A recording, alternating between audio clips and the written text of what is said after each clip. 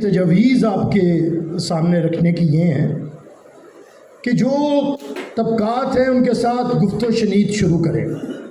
اگر عدالت سے ہوئی ہے تو عدالتوں میں کم از کم نچلی عدالتوں میں کام زیادہ تر ابھی بھی اردو میں سول ججز کرتے ہیں، لکھتے ہیں فیصلے، سیشن کی حد تک نہیں. آپ اس نفاذ کو اوپر تک لے کے آئیں تاکہ میں ایک وکیل کے طور پہ بھی کہتا ہوں کہ قانونی زبان کو اگر آپ اردو بنائیں گے تو پھر ہو سکتا ہے بہت سے وکیلوں کی بھی ضرورت نہ پڑے، لوگ خود سے درخواست لکھ کے اپنے مسائل حل. لیکن ہر طبقہ جہاں پہ جس کا شکنجہ ہے، غلبہ ہے، وہ نہیں چاہتا. اسی طرح بیوروکریسی میں یہ جو فائلیں ہیں، یہ جو سرخ فیتہ ہے، وہ یہ کام روکتا ہے. آپ کو چاہیے، آپ کی تنظیم کو چاہیے کہ سیاسی جماعتوں کے ساتھ گفت و شنید کریں، ان کی منشور کمیٹیز کے ساتھ آپ ملاقات کریں، ہر ایک کے منشور کا یہ حصہ بنوائیں کہ وہ اردو کو نافذ کریں گے. میں تو پیپلز پارٹی کے نمائندے کے طور پہ یہ کہہ سکتا ہوں کہ 73 کے کانسٹیٹیوشن کے اوپر بات ہوئی، لیکن ہمیں اس بات کے اوپر نہیں رہنا چاہیے. میں محترم کی بات کر رہا ہوں کہ اس نے ایک ڈکٹیٹر نے اگر کہا تھا کہ یہ ٹوائلٹ پیپر والی بات ہے تو ہے تو نہیں. جو بنانا چاہتے ہیں ہمیں اس کی زبان نہیں بولنی، جو بنانا چاہ رہے ہیں اسے ٹوائلٹ پیپر، ہمیں ان کی زبان نہیں بولنی، ہمیں تو عوام کی زبان بولنی ہے. اسی کے اندر آپ کا اسی کانسٹیٹیوشن کے تابع تھا کہ 10 سال کی مدت میں قومی زبان اور سرکاری زبان اردو ہوگی، اسے نافذ کیا جائے گا. اسی کانسٹیٹیوشن کے تحت وجود میں آنے والی سپریم کورٹ کے ایک چیف جسٹس نے، جس نے کہ اسی آئین کا حلف اٹھایا ہوا تھا، یہ فیصلہ دیا ہے جس پہ آپ کھڑے ہیں.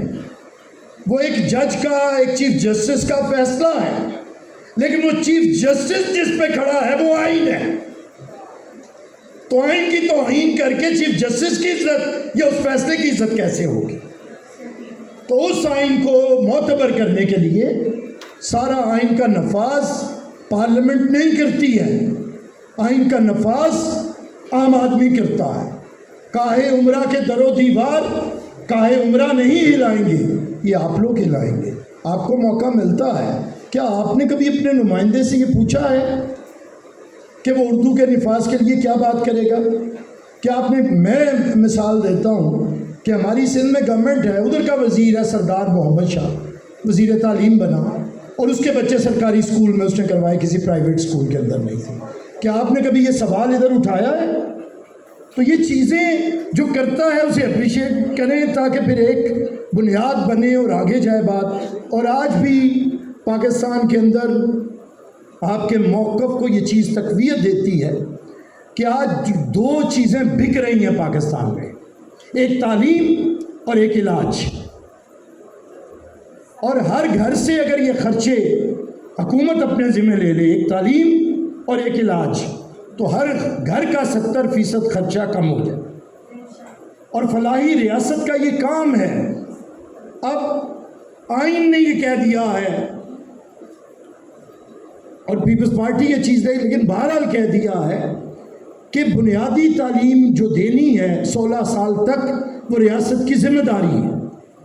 اگر یہ ریاست کی ذمہ داری ہے تو ریاست کے سکولز کے اندر جب پڑھیں گے تو ایک نصاب ہوگا، ایک تربیت ہوگی، ایک زبان ہوگی، ایک طبقہ معرض وجود میں آئے گا، وہی حاکم ہوگا اور پھر کوئی محکوم نہیں ہوگا.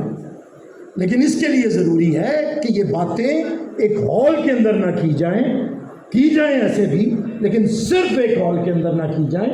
یہ باتیں گلی کے اندر، یہ باتیں تھڑے کے اوپر، یہ باتیں گلیوں کے اندر، یہ باتیں گاؤں کے اندر، یہ باتیں چوراہوں کے اندر آپ کو کرنے کی ہیں.